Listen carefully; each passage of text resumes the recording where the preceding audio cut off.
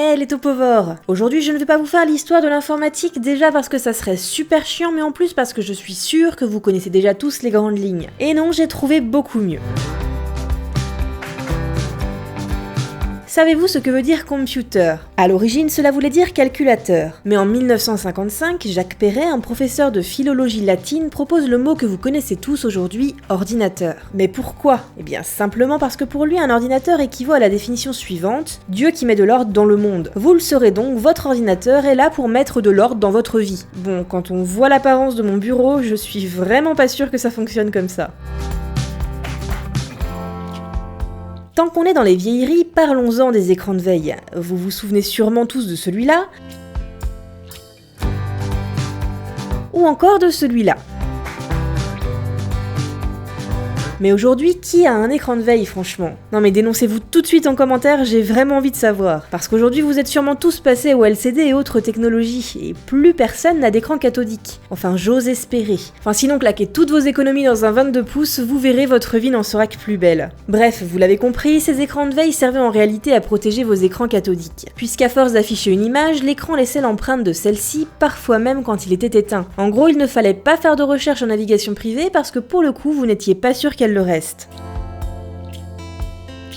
En parlant de veille, tous les utilisateurs d'Apple ont déjà dû remarquer le petit voyant qui clignote en façade quand l'ordinateur est en veille justement. Eh bien, saviez-vous que la fréquence du clignotement correspond en moyenne au rythme de respiration d'un être humain en repos? Pour simplifier, quand l'ordinateur dort, eh bien il vous imite en train de dormir. Allez, on continue avec une anecdote sympa, à savoir qu'une recherche Google consomme autant d'électricité qu'une ampoule allumée pendant 1 heure. Cela fait de Google un des plus gros consommateurs d'électricité au monde, qui essaie d'ailleurs pour y remédier de produire sa propre électricité. Et pour faire des recherches, vous utilisez votre clavier. AZERTY, QWERTY, c'est pas vraiment le sujet puisqu'ils ont tous les deux été étudiés pour optimiser la vitesse de frappe. Mais vraiment? Eh bien non, c'est un mythe. Il faut savoir qu'en 1860 environ, lors de l'invention de la machine à écrire, la disposition des touches a été en réalité étudiée pour ralentir la vitesse de frappe. Et oui, cela permettait d'éviter que les tiges de la machine à écrire se croisent et donc se bloquent. En gros, c'est purement mécanique. Bon, et même si on parle en ce moment de changer les claviers en France pour simplifier l'écriture du prénom Laetitia par exemple, il faut bien avoir conscience que cela ne sera pas aisé de changer nos habitudes.